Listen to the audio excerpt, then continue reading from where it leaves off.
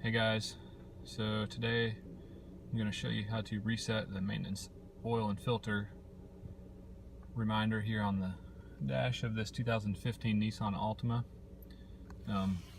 It's done, navigation is done with these buttons here, the box and then the up and down arrows by rocking this up and down and pressing the enter button.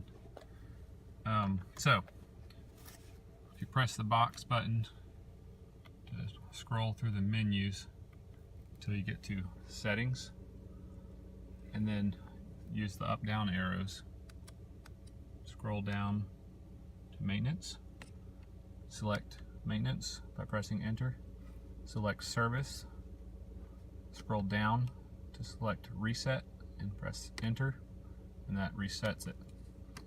Now you can, if the tire one is on like this, you can also reset it if you're doing a tire service.